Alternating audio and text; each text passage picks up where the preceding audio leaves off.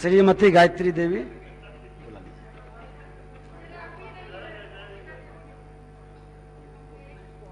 श्रीमती प्रतिमा कुमारी, तब तक प्रारंभ करें।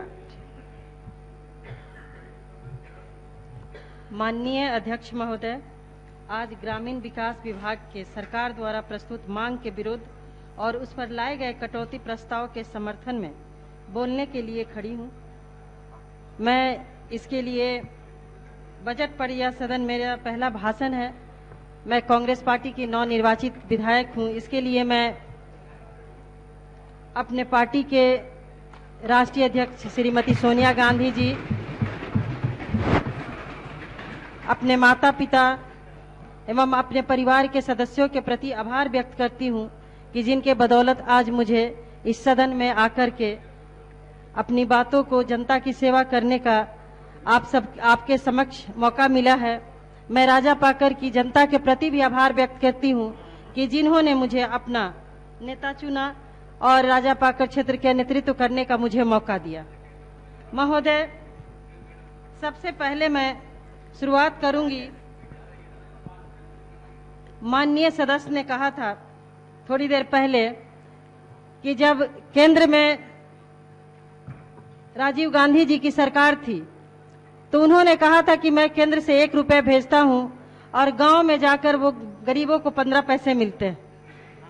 मैं बताना चाहती हूं कि देश का वो महान व्यक्ति होता है जो अपनी गलतियों को स्वीकार करता है, और उसमें से महान व्यक्तित्व के धनी आदमी और देश के सबसे लोकप्रिय नौजवान प्रधानमंत्री आदरणीय राजीव गांधी जी थे।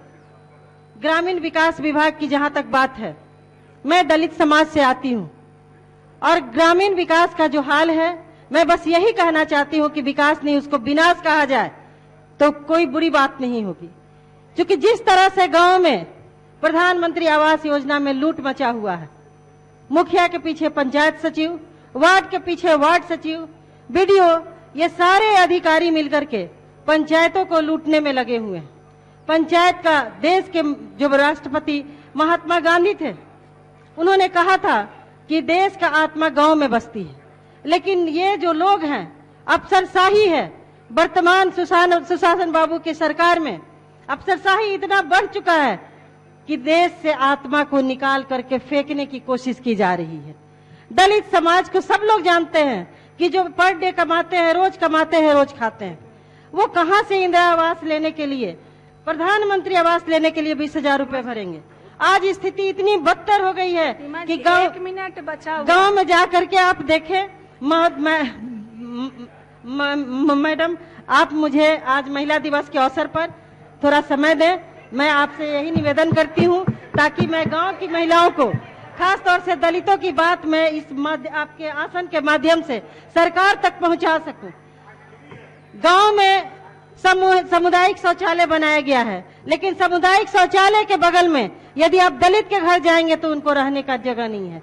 मैं जहांगीरपुर शाम में गई थी, वहां दलित का करीब महादलित परिवार के 4-5 परिवार रहते हैं। ऐसी स्थिति में महिलाओं ने मुझे कहा कि चलिए दीदी, बगल में शौचालय तो बन गया है लेकिन हमारे रहने का घर नहीं है। मैंने कहा कि घर क्यों नहीं बना? वो बोली कि मुझे 20,000 रुपए मुझसे मांगे जाते हैं, जबकि हम लोग डगरा सूप बना करके जीवन यापन करते हैं।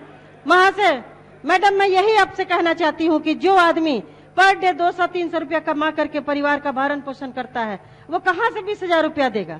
वो तो उसकी स्थिति बद से बदतर ही होती जाएगी। जो योजना सरकार बनाती है, ग्रामीण स्तर पे लूट और खसोट का योजना बन के रह गया है। मैं आपके माध्यम से सरकार को, बस 1 मिनट मैडम, आपके माध्यम से मैं सरकार को ये सूचना देना चाहती हूँ, सरकार को बताना चाहती हूँ कि आप उनको पैसा मत दीजिए।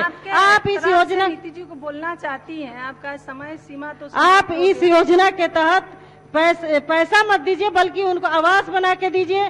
शौचालय नहीं बल्कि शौचालय बना के दिया जाए ताकि गरीब इस समस्या से बाहर निकल सके, उनका भी समुचित विकास हो सके, उनको भी जीने का अधिकार है।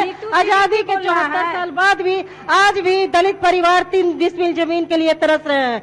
मैं आपसे आग्रह करती हूँ महाशय कि आप उनको जमीन मुहैया कराएं, उस जमीन पर मकान बना करके गरीबों को दे। गांव के विकास के लिए यदि संभव है तो इस तरह का व्यवस्था लागू किया जाए।